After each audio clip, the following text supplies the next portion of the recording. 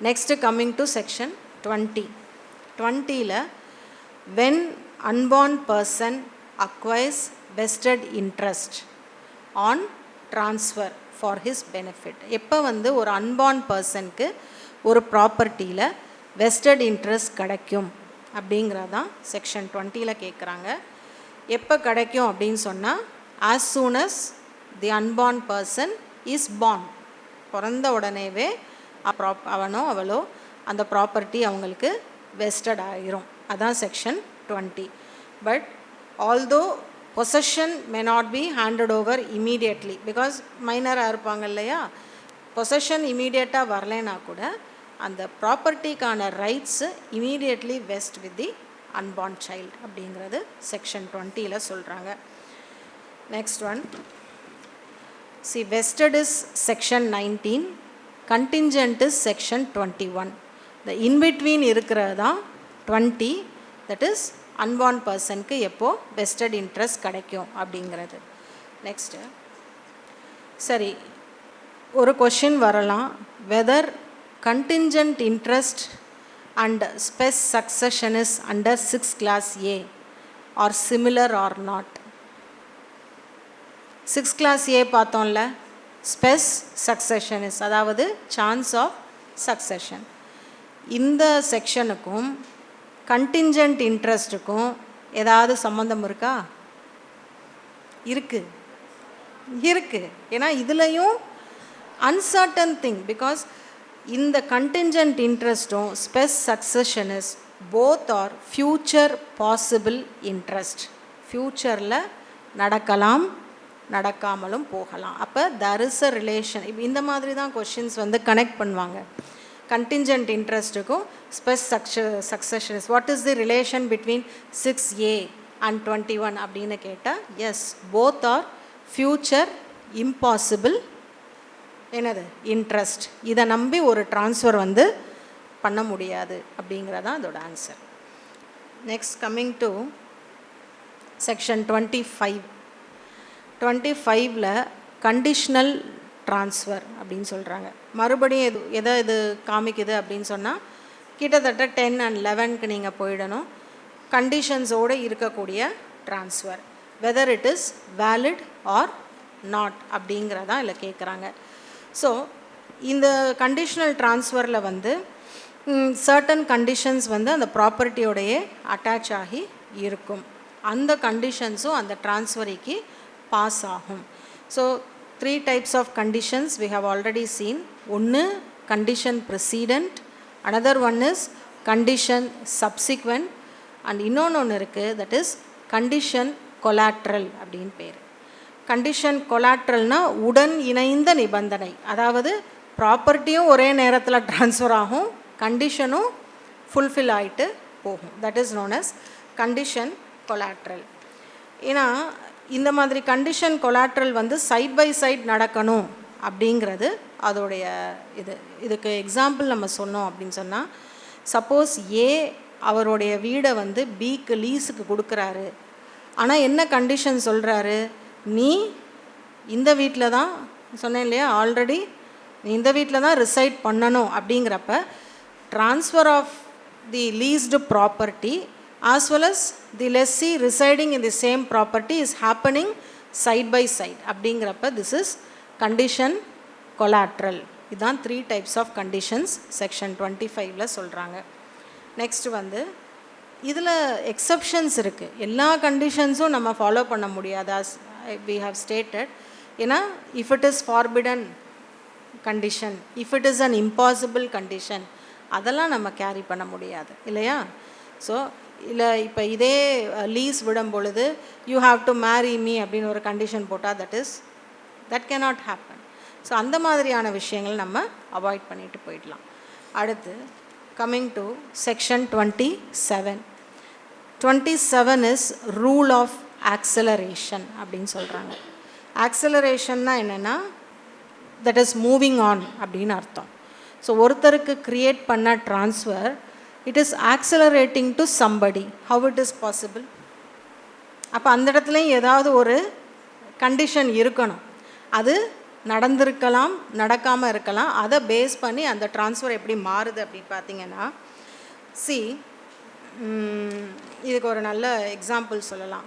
Suppose ஏ என்ன சொல்கிறாரு அவருடைய ஒய்ஃப் பி கிட்ட, சி நான் உனக்கு என்னோடய ப்ராப்பர்ட்டியை ட்ரான்ஸ்ஃபர் பண்ணுவேன், but after my life time. அப்படின்னா என்ன அர்த்தம்? நான் இறக்குற வரைக்கும் நீ உயிரோடு இருக்கணுங்கிறது தான் கண்டிஷன். அப்படி நான் சாகிறதுக்குள்ளே நீ இறந்து போயிட்டேன்னா அந்த ப்ராப்பர்ட்டியை நான் சிக்கு கொடுத்துருவேன். Okay, do understand? Understood or not? அப்போது A and B are husband and wife. So A பிக்கு இப்படி ஒரு கண்டிஷனை போடுறாரு. சப்போஸ் இந்த ஏ அண்ட் பி ஒரு ஆக்சிடெண்ட்டில் ஒரே நேரத்தில் இறந்து போயிடுறாங்க, சரியா? அப்போ ஹூ டைஸ் ஃபஸ்ட் அப்படிங்கிறத ப்ரெடிக்ட் பண்ண முடியல. Both of them died at the same time. Then what will happen? அப்போ ஏ சொன்ன அந்த கண்டிஷன் ஆனது it will accelerate from B to C. கரெக்டா? ஏன்னா ஏ இறந்ததுக்கு அப்புறம் தான் பி இறந்தாங்களான்றதுக்கும் பாசிபிலிட்டி நமக்கு தெரியலை, இல்லை அதுக்கு முன்னாடி இறந்தாங்களான்னு தெரியலை. Since the time of death is unpredictable, பிக்கு போக வேண்டிய அந்த property is accelerating, means moving on to C as per the condition. இதை தான் வந்து டாக்ட்ரைன் ஆஃப் ஆக்சலரேஷன் அப்படின்னு செக்ஷன் 27 சொல்கிறாங்க.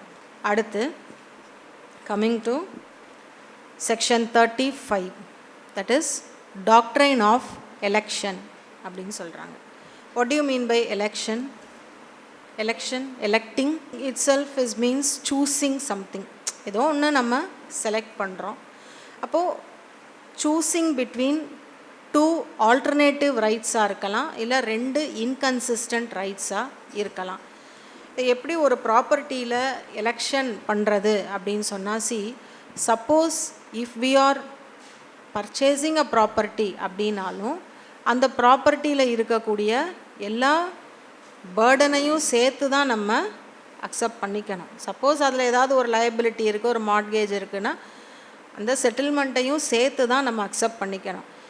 நமக்கு பெனிஃபிஷியலாக இருக்கக்கூடிய ஒன்றை எடுத்துகிட்டு நமக்கு அகெயின்ஸ்டாக இருக்கக்கூடிய விஷயங்களை பிரித்து நம்ம எலெக்ட் பண்ண முடியாது அப்படிங்கிறது இதில் ஒரு விதமான பிரின்சிபல். இதை யார் பண்ணுவாங்க எஸ்பெஷலி அப்படின்னா, தி சாய்ஸ் ஆஃப் எலெக்ஷன் அப்படிங்கிறது maybe even with the transferor or with the transferee. So owner of the ப்ராப்பர்ட்டியாக இருக்கணும், அவங்களுக்கு தான் இந்த சாய்ஸ் ஆஃப் எலெக்ஷன் அப்படின்னு ஒன்று இருக்கும். Election is nothing but selecting. Suppose ஒரு கான்ட்ராக்டில் நம்ம என்டர் பண்ணுறோம், I'm going to sell this property அப்படின்னு சொன்னால் அதில் அந்த ரேட்டோடைய இது இருக்கும். நான் இவ்வளோக்கு தான் விற்கிறேன், இல்லை நான் விற்கலை, இது எனக்கு கம்ஃபர்டபுளாக இல்லை. அப்போ தி சாய்ஸ் ஆஃப் எலெக்ஷன் அப்படிங்கிறது யார்கிட்ட இருக்குன்னா, it is with the owner of the property. சரி, இதுக்கு ஏதாவது டைம் லிமிட் இருக்கா அப்படின்னு கேட்டால், ஆஸ் பர் இண்டியன் லா இந்த owner should elect, either elect or dissent அப்படின்வாங்க. ஒன்று ப்ராப்பர்ட்டியை ட்ரான்ஸ்ஃபர் பண்ணுறேன், இல்லைன்னா மறுக்கிறேன். அந்த ரெண்டுமே எப்போ சொல்லிடணும் அப்படின்னு சொன்னால், within a specific period of 1 year. 1 yearக்குள்ளே he must declare whether I am transferring the property or not. இந்த டைம் லிமிட்டேஷன் எலெக்ஷனில் உண்டு. 35ல் இந்தியன் லா படி within a period of 1 year சொல்லிடணும். சப்போஸ் அந்த ஓனர் சொல்லக்கூடிய கண்டிஷனில் இல்லை, செலக்ட் பண்ணவோ ரிஜெக்ட் பண்ணவோ கூடிய கண்டிஷனில் இல்லை, suppose he went in a coma, அப்போது இந்த 1 year லிமிட்டேஷனுங்கிறது நம்ம கால்குலேட் பண்ண முடியாது. பட் இங்கிலீஷ் லாவை பொறுத்த வரைக்கும் இந்த டாக்ட்ரைன் ஆஃப் எலெக்ஷனில் there is no time limit at all. எப்போ வேணாலும், whenever the owner is stable, he has the right to either elect or dissent from transferring the property. இதுதான் செக்ஷன் 35ல் டாக்ட்ரைன் ஆஃப் எலெக்ஷனில் சொல்கிறாங்க. Next coming to section 40, that is restrictive covenant அப்படின்னு சொல்கிறாங்க. இது வந்து என்னென்னா, கட்டுப்படுத்தும் வரைமொழி அப்படின்னு அர்த்தம். Restrictive covenants. Covenants are nothing but மறுபடியும் conditions. Covenants running with the land அப்படின்னு ஒரு ஹெட்டிங் இருக்குது. Covenants running with the land means the conditions that runs with the land. நான் சொன்ன மாதிரி தான், இப்போ ஒரு ப்ராப்பர்ட்டியை நம்ம அக்செப்ட் பண்ணும்போது அதில் இருக்கக்கூடிய கண்டிஷன் ஆப்ளிகேஷன் எல்லாத்தையும் சேர்த்து we have to accept. But what I'm saying, whether such conditions are valid or not, அதை தான் நம்ம பார்க்கணும். ஸோ அதை எப்போவுமே ஒரு சர்டன் கண்டிஷன் வேலிடாக இன்வேலிடாக நம்ம பார்த்தோன்னா நம்ம மைண்ட் ஆட்டோமேட்டிக்காக எந்த செக்ஷனுக்கு போயிடணும், 10 and 11க்கு போயிடணும். ஸோ அதுதான். அப்போ I'm asking, suppose whether is there any similarity between section 40 and section 11 of the TP Act ஆன்னு நான் கேட்குறேன். செக்ஷன் 40க்கும் section 11 of the transfer of property ஆக்ட்டுக்கும் சம்மந்தம் இருக்கா இல்லையா? இருக்கா இல்லையா? It has. ஏன்னா ரெண்டுமே என்னது, a kind of condition. The condition is valid or not அப்படிங்கிறது மட்டும்தான் அந்த இடத்துல கிளாசிஃபிகேஷனாக இருக்கும். இப்போது ரெஸ்ட்ரிக்டிவ் கவீனண்ட்டில் முக்கியமான கேஸ் வந்து டல்க் வர்சஸ் மாக்ஸே, ஓல்டு கேஸ் 1848. பட் இதில் வந்து என்ன அழகாக இந்த கண்டிஷனை வந்து பிரித்து சொல்லியிருப்பாங்க. என்னென்னா, இந்த ஏங்கிறவர் பிக்கு வந்து ப்ராப்பர்ட்டியை ட்ரான்ஸ்ஃபர் பண்ணுறாரு. வித் அ கண்டிஷன் என்ன சொல்கிறாருன்னா, இந்த பில்டிங்கோட பேக் சைடில் ஒரு கார்டன் ஏரியா இருக்குது, அந்த கார்டன் ஏரியாவை நீங்கள் எப்போவுமே கார்டன் ஏரியாவாக தான் மெயின்டைன் பண்ணணும். ஏன்னா அந்த வீட்டோடைய அழகே அந்த கார்டனில் தான் இருக்குது. இதை வந்து நீங்கள் சேஞ்சஸ் பண்ணக்கூடாதுன்னு சொல்கிறார். Whether it is valid or not அப்படின்னு கேட்டால் இட் இஸ் வேலிட். ஹவு? அந்த ப்ராப்பர்ட்டியை மெயின்டைன் பண்ண அது தேவைப்படுது. ஸோ என்னுடைய ஒரு சின்ன ஒரு ரிக்வெசிஷனாக நான் இதை வைக்கிறேன். பட் நான் அதில் ஒரு கண்டிஷனோடு இம்போஸ் பண்ணுறேன். சப்போஸ் இந்த ப்ராப்பர்ட்டியை நீ வேறு யாருக்கும் சேல் பண்ணி அவங்க சேஞ்சஸ் பண்ணிட்டாங்கன்னு சொன்னால் what I will do, I will reenter and I will take my property அப்படிங்கிற கண்டிஷனோடு. ஸோ இதெல்லாம் restrictive கவீனன்ஸ்.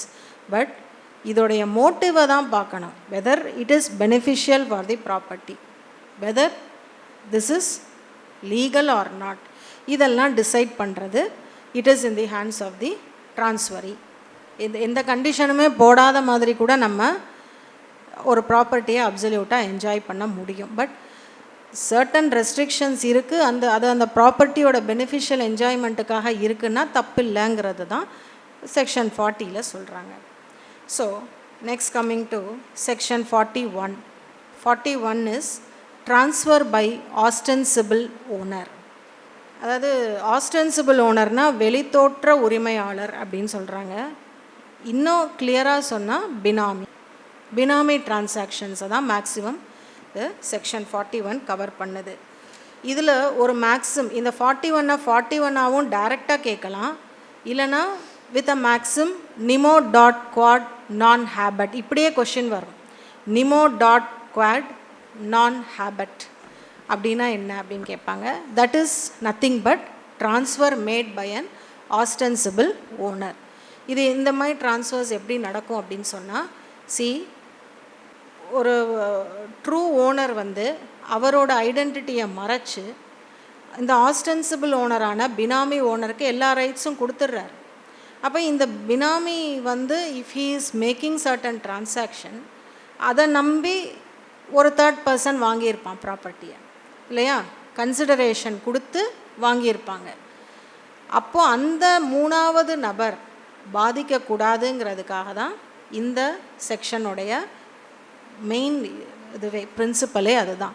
If an ostensible owner R a benami he sells some property to a third person, the third person unknowingly purchases. ஏன்னா வெளி தோற்றத்துக்கு யார் ஓனராக தெரிவாங்க? This person. இவங்கிட்ட இருந்து ப்ராப்பராக கன்சிடரேஷன் கொடுத்து தான் நான் வாங்கியிருக்கேன்றப்ப தேர்ட் பர்சனான நான் ஐ ஷுட் நாட் கெட் அஃபெக்டட் அப்படிங்கிறதான் இந்த ஆஸ்டென்சிபிள் ஓனர். அப்போ இந்த இடத்துல யார் மேலே தப்பு அப்படின்னு பார்த்தா தி ரியல் ஓனர். ஏன்னா real owner is hiding behind the benami. அப்போ இந்த இடத்துல ரியல் ஓனர் வந்து இந்த சேல் தப்புன்னு சொல்லவும் முடியாது. அதே மாதிரி அந்த தேர்ட் பர்சன் வாங்கின அந்த சேலை செட்டசைட் பண்ணவும் முடியாது. இதான் ட்ரான்ஸ்ஃபர் பை ஆஸ்டென்சிபிள் ஓனர். இதை ஜென்ரலாக சொன்னால் பினாமி டிரான்சாக்ஷன்ஸ் அப்படின்னு சொல்லுவாங்க. ஸோ இது வந்து கரெக்டாக சொல்ல போனால் the person who purchases the property and pays the price for it does not purchase the property in his own name. கரெக்டாக? பட் நான் இப்போ வாங்குறேன்னா என்னுடைய ஓன் நேமில் வாங்காமல் I am purchasing in the name of another person. That person is known as the ostensible owner. Ostensible ஓனருக்கு இன்னும் லிட்ரலாக சொல்லப்போனால் பினாமி. இவ்வளோதான். நெக்ஸ்ட்டு, பட் இதில் வந்து இன்னொரு இது இருக்குது. Suppose property in the name of wife or unmarried daughter. If I am purchasing a property in, நான் என் ஒய்ஃப் பேர்லேயோ என் டாட்டர் பேர்லேயோ நான் வாங்குகிறேன் அப்படின்னு சொன்னால் I have the right to get back the property. அந்த இடத்துல இவங்க வந்து அதை விற்கிறதுக்கு யாருக்கு ரைட்ஸ் இல்லை? ஒய்ஃபுக்கோ டாட்டருக்கோ. பிகாஸ் நான் அவங்கள ஆத்தரைஸ் பண்ணலை. நான் வாங்கின நோக்கம் என்ன? For the benefit of themselves. ஆனால் அதுக்கான ரைட்ஸை என்கிட்ட தான் வச்சுருக்கேன். நான் suppose if I authorise them அப்படின்னா தான் they have the rights to sell. Authorise பண்ணாமல் சும்மா பேரில் வாங்கி போடுறதுக்கெலாம் they won't be getting this rights. இப்போ அவங்கக்கிட்டேருந்து ஒரு தேர்ட் பார்ட்டி வாங்குறான்னா அப்போ நம்ம இந்த செக்ஷன் அவங்கள காப்பாற்றுறதுக்கு வராது. Okay. If I M allowing a person to appear in private இந்த பப்ளிக் ஆஸ் அன் ஓனர், நான் எல்லா ரைட்ஸும் கொடுத்து இவன் தான் ஓனருங்கிற மாதிரி காமிச்சிட்டேன்னா தான் அவன்கிட்டருந்து வாங்குகிற தேர்ட் பர்சனுக்கு ரைட்ஸ் வருமே தவிர ஜஸ்ட்டு சும்மா என்னுடைய ரிலேட்டிவ்ஸ் பேர்லேயோ என் ஃபேமிலி பேர்லேயோ வாங்கி நான் வச்சுருக்கேன்றதுக்காக this transaction will not safe got. அது 41. Next coming to 43. Section 43 is feeding the grant by estoppel. இது வந்து எஸ்டோப்பல்னால் நம்ம எவிடன்ஸ் ஞாபகம் வந்துடும் இல்லையா? What is estoppel? I should not take back my words. நான் என்ன சொன்னேனோ that promise to be perform. சொன்ன விஷயத்தை இல்லைன்னு நான் மறுக்க முடியாது. அதுதான் வந்து feeding the grant by estoppel. This is coming under section 43 of the Transfer of Property Act. See, என்ன சொல்கிறாங்க? Where a person fraudulently or erroneously represents that he is authorized to transfer certain immovable property. அதாவது இந்த ப்ராப்பர்ட்டியை விற்கிறதுக்கு எனக்கு முழு rights இருக்குன்னு வெளியே சொல்லிவிட்டு ஒருத்தன் அந்த ப்ராப்பர்ட்டியை வித்துடுறானே வச்சுக்கலாம். and he professes to transfer such property for consideration. மறுபயன் அதுக்கான அமௌண்ட்டும் வாங்கிட்டு அதை கம்ப்ளீட்டாக சேல் பண்ணிடுறான்னா அந்த மாதிரியான transfer at the option of the transferee, அதாவது அவங்ககிட்டேருந்து ஒருத்தன் வாங்கியிருப்பான் இல்லையா, அந்த ட்ரான்ஸ்ஃபரி கண்டிப்பாக அது செல்லுமா இல்லையான்னு கேட்டால் that is valid.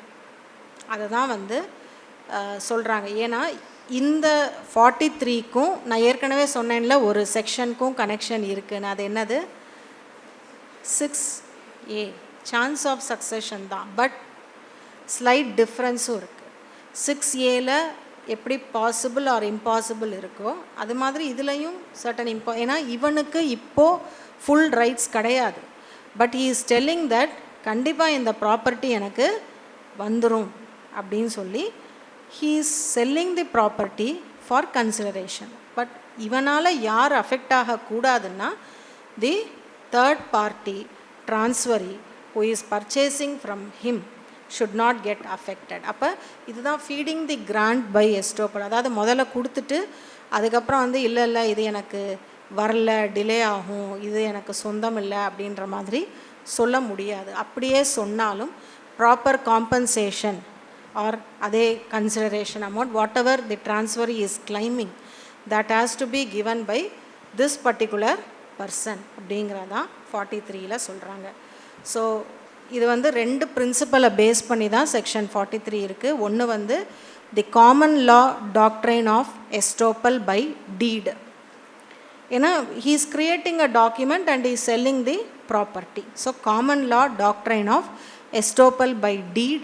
And number 2 is the equitable principle. என்னன்னா அந்த சமத்துவமான கோட்பாடு என்னன்னா, if a person promises more than he can perform, then he must fulfill the promise when he gets the ability to do so. என்னால் நிறையா பண்ண முடியும், என்னால் இதுக்கு மேலேயும் பண்ண முடியும்னு அவனுக்கு இப்போ இருக்கிறத விட இல்லாத ஒரு உரிமையை பேஸ் பண்ணி அவன் செய்யும் பொழுது, நாளைக்கு அவனுக்கு அந்த உரிமை நிஜமாகவே கிடைக்கும் பொழுது he has to keep up his promise, perform the same. அதுதான் இந்த ரெண்டு principal which is coming under section 43, feeding the grant by estoppel அப்படின்னு சொல்லலாம்.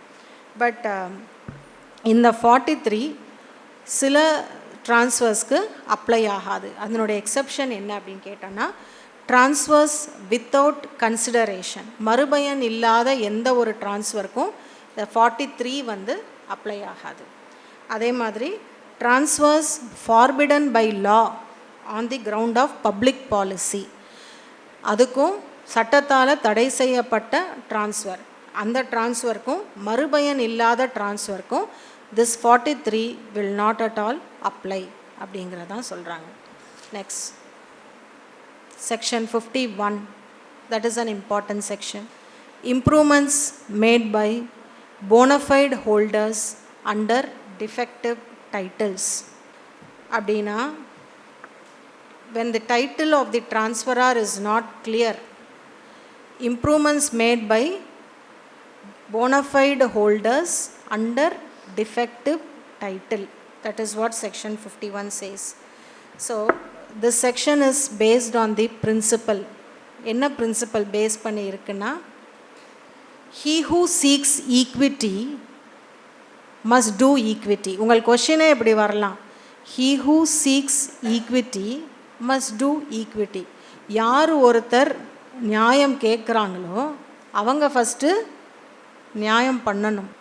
அதுதான் வந்து செக்ஷன் 51.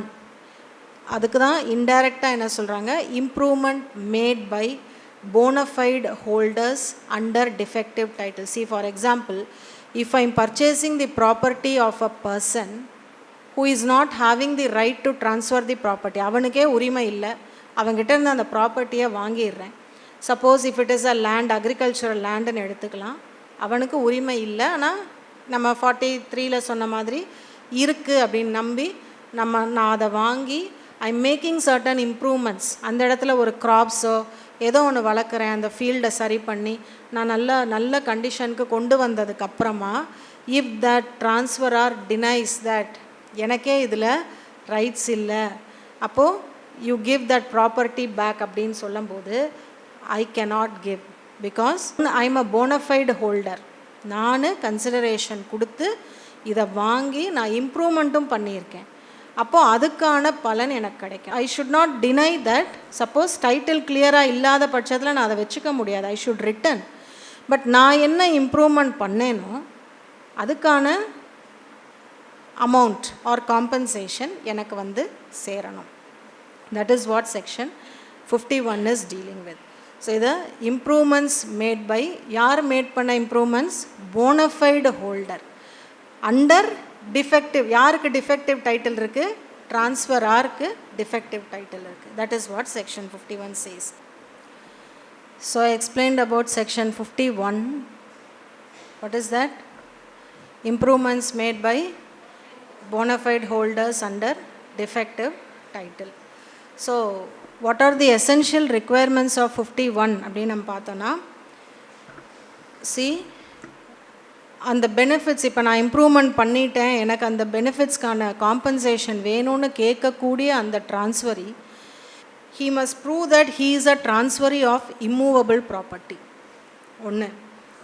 அடுத்து he should prove that he made improvements in the property. ஏதோ ஒரு இம்ப்ரூவ்மெண்ட் நான் பண்ணியிருக்கேன் அப்படிங்கிறத he should prove it. Believing in good faith that he is entitled to do. எனக்கு வந்து எல்லா உரிமையும் இருக்குது அப்படின்னு நம்பி தான் நான் இந்த இம்ப்ரூவ்மெண்ட்ஸ் பண்ணியிருக்கேன் அப்படிங்கிறத ப்ரூவ் பண்ணால் மட்டும்தான் he can claim compensation under this 51. Next one, he must have been evicted from the property by a person having a better title. So இவனுக்கு விற்ற அந்த டிரான்ஸ்ஃபராரை விட ஒரு பெட்டர் டைட்டில் இருக்கக்கூடியவர் வந்து இவனை வெளியே போக சொல்லும்போது this particular transferee has to go out. அந்த மாதிரி ஒரு கண்டிஷனில் மட்டும்தான் he can claim compensation that I made certain improvements in the property. So this is what section 51 deals with. Coming to section 52. 52 is lis pendens. அப்படின்னா அது என்ன சொல்கிறாங்கன்னா, ஒரு சூட் பெண்டிங்கில் இருக்கும் பொழுது we are not supposed to do any kind of transactions. Especially this particular section applies to immovable property. So immovable property related on cases, maybe a partition suit, maybe a suit for declaration, suit for possession, whatever it may be, when it is pending before a court, the plaintiff or the defendant are not supposed to do any kind of transactions. அப்படிங்கிறதா lis pendensல சொல்கிறோம். So அந்த மாதிரி பண்ணால் என்ன ஆகும்னா, the one person will be benefited and the other will be deprived of his rights.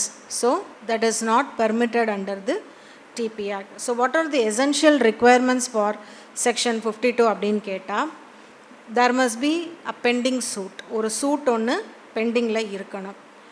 Pending suit or pending proceeding. The suit or proceeding must be pending before a competent court. ஒரு competent courtல அது பெண்டிங்கில் இருக்கணும். சும்மா oral ஃபைட்ஸுக்கெல்லாம் this particular section won't apply. The suit must be pending before a competent court. Next one, the suit or proceeding should not be collusive. அதாவது ரெண்டு பேர் பேசி வச்சுட்டு சும்மா ஃபார் நேம் சேக் ஃபைல் பண்ணுற சூட்டுகள்லாம் இது அப்ளை ஆகாது. அதே மாதிரி right to immovable property must be directly and specifically in question, because this particular section or the TP Act itself deals only with immovable property. The disputed property must be transferred or otherwise dealt with any party to the suit.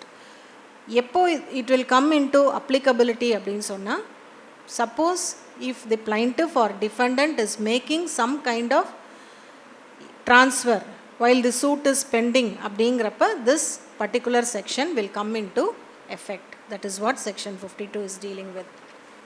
Coming to section 53, fraudulent transfer, அதாவது மோசடி உரிமை மாற்றங்கள் அப்படின்னு பேர் 53ல்.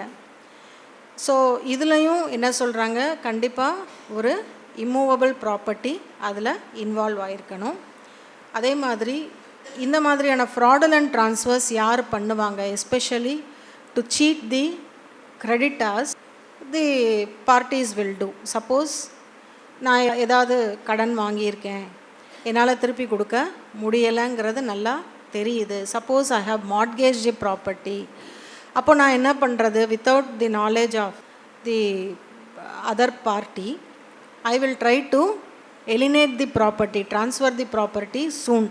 அதாவது விற்றுட்டு வரக்கூடிய இதை எடுத்துகிட்டு அப்ஸ்காண்ட் ஆகிட்டு போயிடணுன்ற அந்த மைண்ட் செட்டில் இஃப் I perform any kind of transfer, that is considered as fraudulent transfer, only to cheat the creditors or other persons for whom we are liable. அவங்கள நம்ம ஏமாற்றிட்டு இருக்கோம்.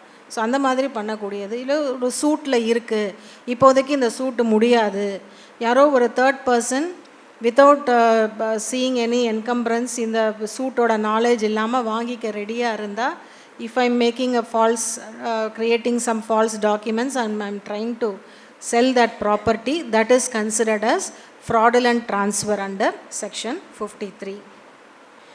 So, but there are certain exceptions in this 53 also. என்ன அப்படின்னு கேட்டால், good faith and consideration இருந்தால் இது ஒரு offence இல்லை. அது என்ன அப்படின்னா, just a mere fraudulent intention on the part of the transferor will not, அதாவது இன்டென்ஷன் மட்டும்தான் இருக்குது, பட் அந்த இடத்துல எந்த ஆக்டும் இல்லை அப்படிங்கிறப்ப that will not cover under this particular section. Next one, insolvency law. That you know, when a person becomes insolvent, his property vest in the official receiver. அப்போ அங்கே ஒரு கோர்ட் ஆக்ஷனோ ஒரு டிரான்சாக்ஷனோ நடக்கும்போது அதில் இந்த மாதிரியான fraudulent transferக்குள்ளே அது வராது. So these are the exceptions. Now coming to section 53 capital A, that is doctrine of part performance. அதாவது பகுதி நிறைவேற்றல் கோட்பாடு அப்படின்னு அர்த்தம். இங்கேயுமே கன்சிடரேஷன் இஸ் மஸ்ட். ஏதாவது ஒரு ட்ரான்ஸ்ஃபர் நடந்திருக்கணும் for consideration, and that is with regard to any immovable property by writing. See, part performance அப்படிங்கிறது என்னன்னா, I am selling my property to somebody. So I am ready to sell the property. அந்த particular person அதை வாங்குறதுக்கு ரெடியாக இருக்காங்க. ஒரு பாதி contract வந்து இப்போ ஒரு பாதி மணி transaction is happening. Suppose the property is worth 50 lakhs, ஒரு 25 lakhs இப்போ தரோம். த அக்ரிமெண்ட் டு சேல் மாதிரி தான். Remaining 25 lakhs will be given later. So when I am ready to perform my part, the other person is not ready to perform his part. அப்படிங்கிறப்ப what is the remedy available to me? What can I do? I have the right to sue him for specific performance. பண்ணலாம். So இதுதான், I am ready to do my part, but the other one is not ready to do his part. So that comes under part performance. இதை பார்த்தோன்னா இதில் என்ன சொல்கிறாங்க அப்படின்னா, the bona fide transferees who had performed their part of contract by paying the price in full, முழுசாவே பே பண்ணி வாங்கியிருக்கலாம், or taking possession of the land, could get the title to the property even in the absence of legal formalities. See, when consideration is fully paid, suppose நான் சொன்ன அதே எக்ஸாம்பிளில் he has paid the full amount, 50 lakhs transfer pay பண்ணிட்டாரு, but I am not ready to deliver the property நாலும் that is wrong, that is invalid in law. அதுவும் it comes under the doctrine of part performance. அப்போ உன்னுடைய பார்ட்டை நீ பண்ணுன்னு சொல்கிறதுக்கு I have the rights to sue the transferor. So all these condition will come under 53A, that is part performance அப்படின்னு சொல்கிறாங்க. So but there is a difference regarding this part performance in English law and Indian law. See, so far as English lawலையும் இதே doctrine இருக்குது, Indian லாலையும் இந்த same doctrine இருக்குது. English லாவில் என்ன சொல்கிறாங்க, ஓரல் அக்ரிமெண்ட்டே போதுமானதுங்கிறாங்க. அது தட் இஸ் லீகலி என்ஃபோர்ஸபிள்ங்கிறாங்க. But as per our law is concern, immovable ப்ராப்பர்ட்டின்னு வந்துட்டாலே it should be in writing, properly registered and all the formalities to be carried. கண்டிப்பாக இங்கே வந்து ரைட்டிங்கில் இருக்கணும் and sign by the transferor. அதே மாதிரி இங்கிலீஷ் லா பொறுத்த வரைக்கும் this doctrine of part performance is giving a right of equity. இதில் வந்து ஒரு ஈவன் தோ ஓரலாக இருந்தாலும் they can establish their right. But இந்த இடத்துல we have a statutory right itself, we have a solid right, we can sue. அதுக்கான rights வந்து நமக்கு இருக்குது 53A படி. So till now we have discussed about the general principles of transfer of property. So that too, the important sections which is important for exam oriented questions, and the particular sections நம்ம கம்ப்ளீட்டாக பார்த்துருக்கோம். Now specific transfers. Specific transfers includes sale, mortgage, வேற என்ன, lease, exchange, gifts, extra. இது எல்லாமே specific ட்ரான்ஸ்ஃபர்ஸில் வருது. அதில் first வரக்கூடியது sale of immovable properties, that is coming under section 54 of the transfer of property act.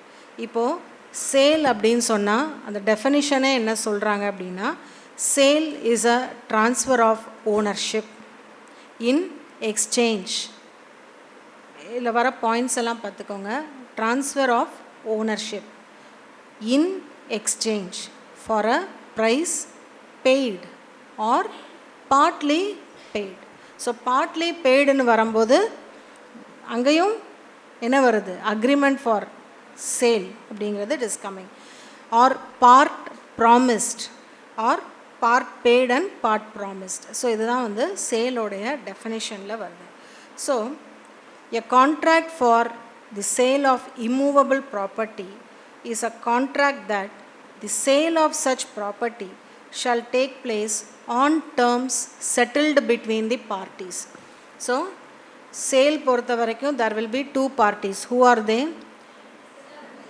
Seller and buyer, in legal terms vendor and vendee.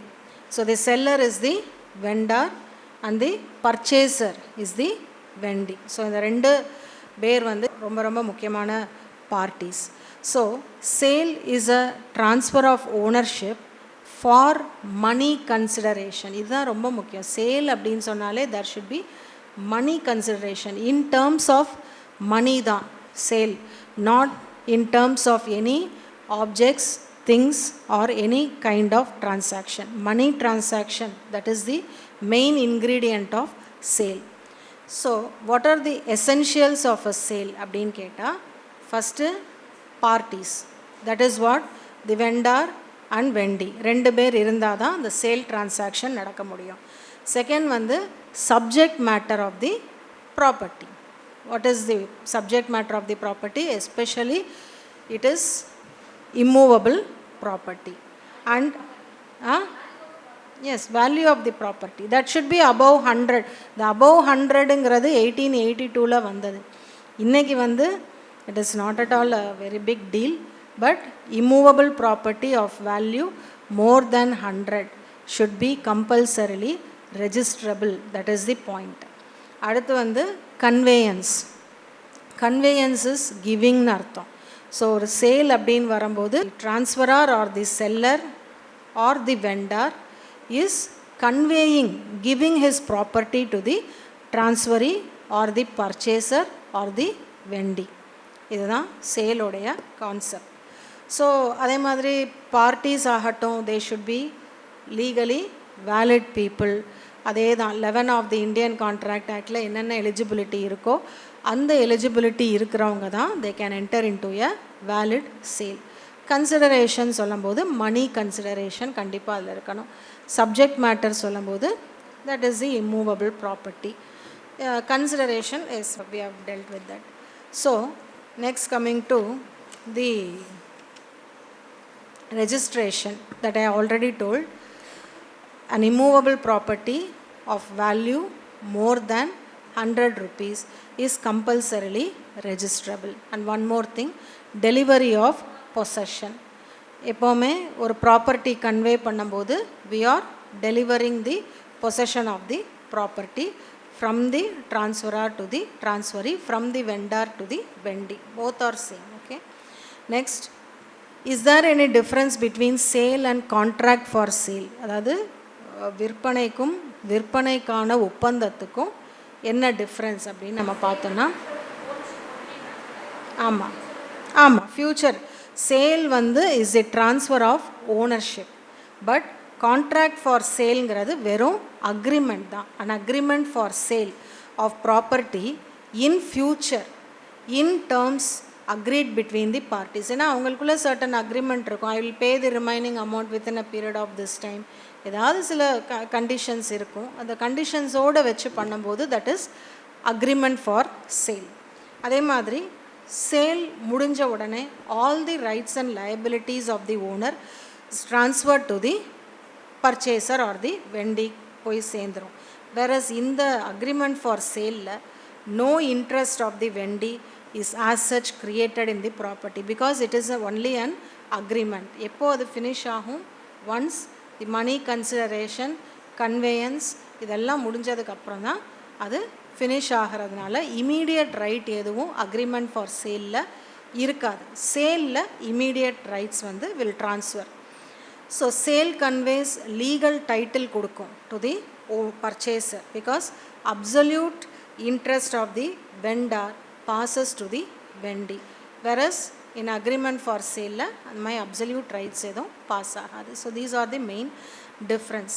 Next coming to the rights and liabilities of the buyer and seller. இது ரொம்ப முக்கியம். Section 55ல சில examples மாதிரி தான் கேட்பாங்க. ஒரு பையருக்கு என்ன rights இருக்குது, ஒரு செல்லருக்கு என்ன ரைட்ஸ் இருக்குது அப்படின்னு சொல்லும் பொழுது so far as ரைட்ஸை பொறுத்த வரைக்கும் இட் இஸ் கேட்டகரைஸ்ட் இன்டு 2. அதாவது before completion of the sale, after completion of the sale. Sale முடிகிறதுக்கு முன்னாடியும் rights and liabilities buyer and செல்லருக்கு இருக்குது, சேல் நடந்ததுக்கு அப்புறமும் இருக்குது. போத் ரெண்டு கண்டிஷன்லையுமே both of them are having certain rights and responsibilities. So before completion of the sale அப்படின்னு நம்ம பார்த்தோம்னா what are the liabilities of a seller? ஒரு seller or a vendorக்கு என்னென்ன liability இருக்கும் அப்படின்னா to disclose the material defects, அதை பற்றி சொல்லணும். சப்போஸ் அந்த ப்ராப்பர்ட்டியில் ஏதாவது மெட்டீரியல் டிஃபெக்ட்ஸ் இருக்குது, முக்கியமான குறைபாடுகள் இருக்குன்னா அதை கண்டிப்பாக வெளியே சொல்லியே ஆகணும். That is section 55 class 1A, that is to disclose the material defects. Section 55 class 1B to produce the title deeds for inspection. அதாவது ஒரு ப்ராப்பர்ட்டி வாங்குறதுக்கு முன்னாடி what we will do, we'll ask for the title deed. எல்லாம் நம்ம அந்த title deeds check பண்ணிவிட்டு encumbrance check பண்ணிவிட்டு தான் we'll proceed. ஸோ அதை கொடுக்க வேண்டிய கடமை யாருக்கு இருக்குது அப்படின்னு சொன்னால் தி vendor, he has the liability to give the title deed, that is it comes under 55 class 1B. Section 55 class 1C to answer questions as to the title. இந்த ப்ராப்பர்ட்டி உங்களுக்கு எங்கே இருந்து வந்தது, எப்படி இதோடைய இது என்ன, ஆரம்பம் என்ன, இதில் என்னென்ன இருக்குது, இதெல்லாம் வந்து சொல்ல வேண்டிய ரெஸ்பான்சிபிலிட்டி இருக்குது. அடுத்து to execute a proper conveyance, கரெக்டாக அந்த ப்ராப்பர்ட்டியை அவங்களுக்கு அந்த டெலிவரி ப்ராப்பராக பண்ணி கொடுக்கறதுக்கான ரெஸ்பான்சிபிலிட்டி இருக்குது. அந்த proper conveyance comes under section 55 class 1D.